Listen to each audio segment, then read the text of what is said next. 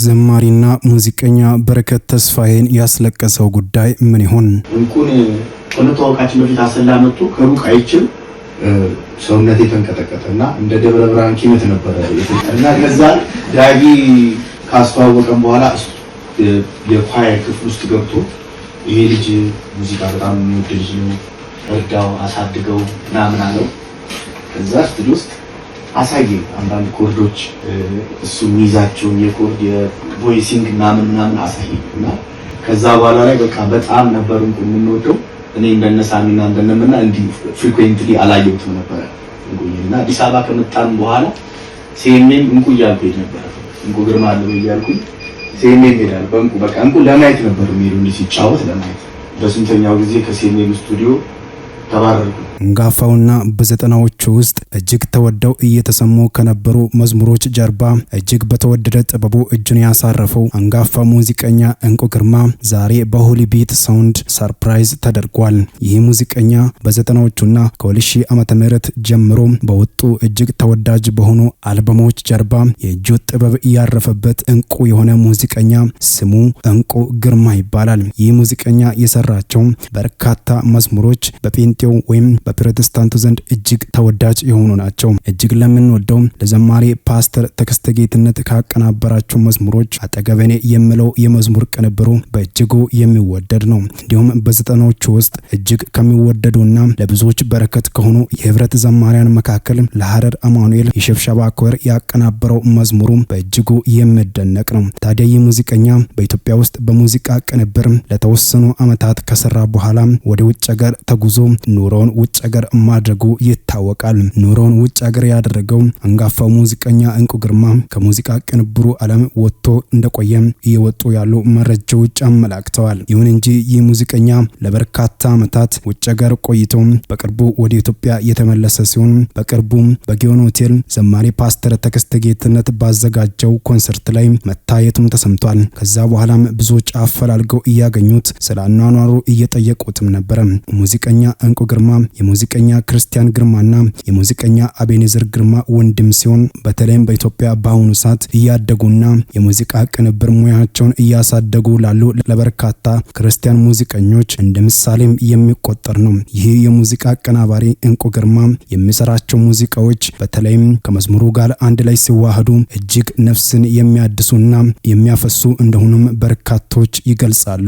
ሙዚቀኛና ዘማሪም በረከት ተስፋዬ ስለ ሙዚቀኛ እንቁ ግርማ የተናገረው ጉዳይ በርካቶችን አነጋግሯል። የሆሊቢት ሳውንድ የተባለው ክርስቲያን ሙዚቃ ቡድን ይህንን አንጋፋ ሙዚቀኛ እንቁ ግርማንም በሽልማት ሰርፕራይዝ አድርገውታል። እነሆ ደስ የሚል ዜና በማለት ስለ ሙዚቀኛ እንቁ ግርማ ያሰፈረው ክርስቲያን ቱብ የተባለው የፌስቡክ ፔጅ እጅግ ተወዳጁ የኢትዮጵያ ቤተክርስቲያን የሙዚቃ ታሪክ አድምቆ የጻፈው የዘጠናዎቹ ዝማሬዎች የጀርባ አጥንት ሙዚቀኛ እንቁ ግርማ በዛሬው ዕለት በሆሊቢት ወርሺፕ ሚኒስትሪ ሰርፕራይዝ ተደርጓል።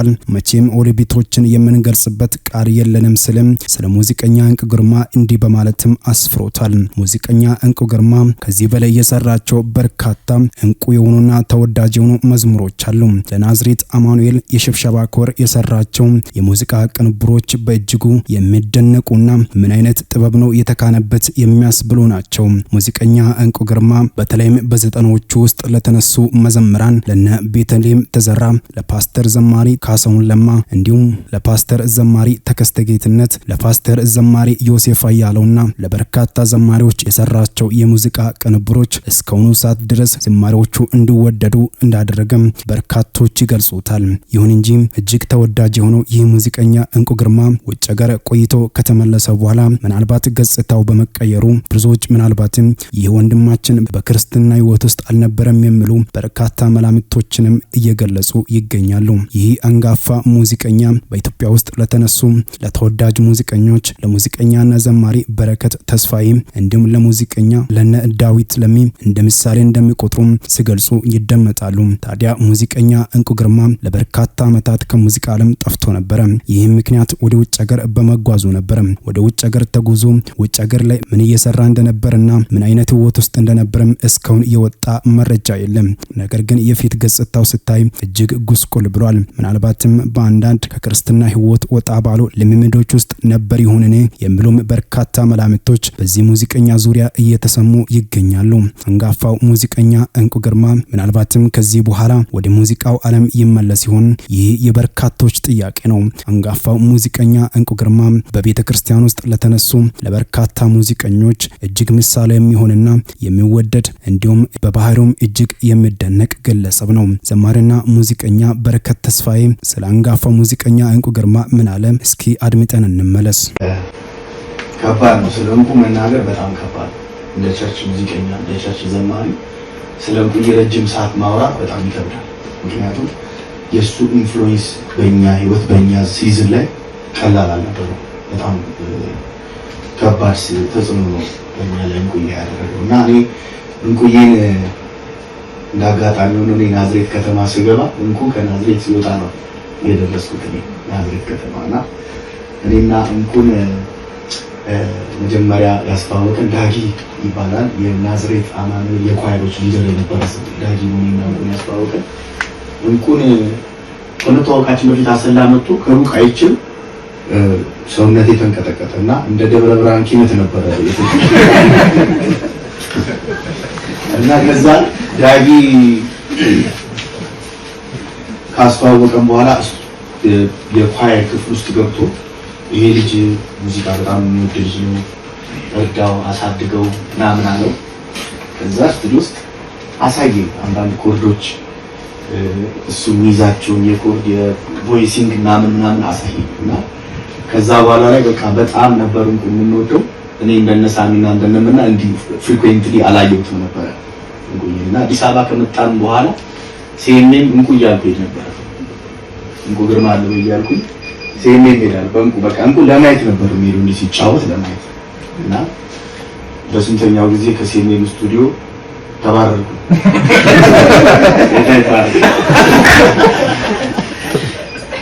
በእንቁ ሰበብ ስቱዲዮን በጣም አስቸግር ነበረ፣ ቁጭል ነበረ እና በዛ ምክንያት ይመስለኛል ከዛ ስቱዲዮ ተፈናቀልኩት እና በጣም እንቁዬ በጣም ነበር የምንወደው። ሁላችንም ከእንቁ ልንማር የሚገባው አንድ ነገር አለ።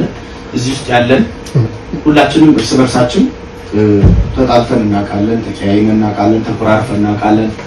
እኔና ምንዬ እንደውም በአመት 2 ጊዜ ነበር የምንጣለው።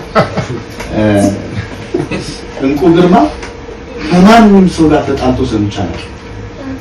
he is so humble በራድ ነው፣ ቀስ ያለ ነው። ቶኑ በጣም በቃ ልነግራችሁ አልችልም። ነው ዘዴ መጥቷል። ወንድ ጌታ ይሰባል። አጨብጭሙለት ለዘዴ እና እንቁዬ ፍቅር ብቻ ነው፣ ስማይል ብቻ ነው። በጣም የሚገርመኝ ከእንቁ ባህሪ ሲደሰትና ሲያዝን አናውቅም፣ አይቼዋለሁ። ሁለቱንም አንድ ነው። ሁሉም ስማይል ነው የሚያደርገው፣ ሳቅ ነው የሚለው። ሲቆጣ ሰምቻለሁ። እና እንቁዬ በጣም የፍቅር ሰው ነው። በሙዚቃዎቹ እንደምታውቁት ይሄ ሀገር ተባርኳል። እንቁዬን እግዚአብሔር ባይሰጠን ኖሮ ምን አይነት ሙዚቀኞች እንሆን ነበር አሁን አላውቅም። እግዚአብሔር አስቀድሞ እሱን ስለሰጠን እኔ የእሱን ኢንትሮች ሳጠና ሊኖርኩት ኪቦርዶች ላይ የእሱን መስራት ነበር ስራችን። በቃ ኮፒ ማድረግ የእሱን ሙዚቃ ቁጭ ብሎ መቅዳት ፋሽን ነበር። ትዝ ይላችሁ እንደሆነ ቅድም አይ ቲንክ ሳሚ ነው ሰው ተናግሮታል። የቤት ወልዴ ስላንተማ የሚለው መዝሙር የወጣ ጊዜ የቸርች ቻሌንጅ ነበር። የቸርች ውስጥ ኪቦርዲስቶች ቻሌንጅ ነበር ኢንትሮ እና የዛን ጊዜ ኪቦርዶቹ ፕሮግራም አያደርጉምና ቤዙ ባፋችን ነበር የምንለው።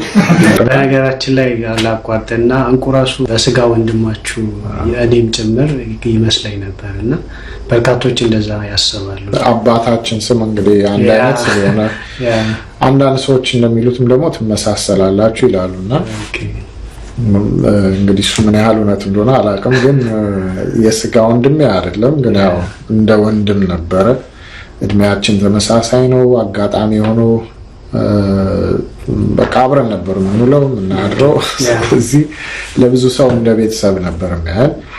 እሱ የናዝሬት አማኑኤል ቸርች ውስጥ ይጫወት ነበር። እሱም እንደኔ ተማሪ 11ኛ ክፍል ተማሪ ነበር ያን ወቅት ላይ እና አንድ ዳግማ የሚባል የኳየሩ ሊደር እኛ ጋር አንድ በጣም ጎበዝ ልጅ አለ አንተ ኩያ ያለ ይነግረኝ ነበር እና እሱ ነው የሰራላቸው። በኪቦርድ ነበር የተሰራው የለህም ተወዳዳሪ የሚለው አልበም እና እንቁ ሰርቶት መጡ አንድ ላይ ማለት ነው። እና በዛው ተዋወቅን፣ በዛው ወደድ ነው እኛም ሰው በዛ ነበረ ከእንቁ ጋር ትውውቃችን።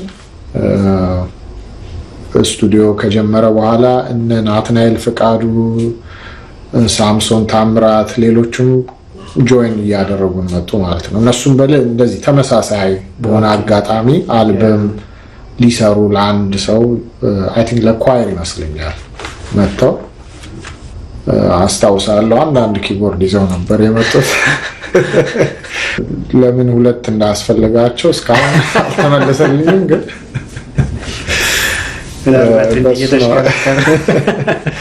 በሱ ነው ማስታወሳቸው። ከዛ ደግሞ የአቤጽ ይመስለኛል ከአንድ አመት በኋላ ይመስለኛል እሱ ደግሞ ጆይን ሲያደርገን ትዝ ይለኛል። ቁጭ ብሎ እስቲ የዳጊን አሰማኛል። ያኔ የዳጊ ቁጥር 1 ይሰራበት ታይም ነበርና ሰምቶ ጥሩ ነው ምናምን ብሎኝ ሄደ እና ከዛ የአቤጽ ይባላል ብለው አውቴና ጆሲ በጣም ያውቁት ስለነበር እነሱ ናቸው የነገሩን። ከዛ በዛው ጆይን አደረገን እሱ። እስጢፋኖስ ደግሞ የኔ ካዝን ነው፣ ፋሚሊ ነን። አጋጣሚ ሆነው በቃ ለሱ ናቹራል ነበር፣ ችግር የለውም ያው እዛው ስላለ አብሮን ቀድሞ ባይጀምርም በኋላ ቀስ ብሎ ጆይን አደረገን። ዳንኤል እውነቱም የነ ክርስቲያን አብሮ አደግ ነበር አንድ ቸርች ውስጥ። በዛ ነው የተቆራኘ ነው። መጨረሻ ላይ ሳናስበው እየበዛን መጣ።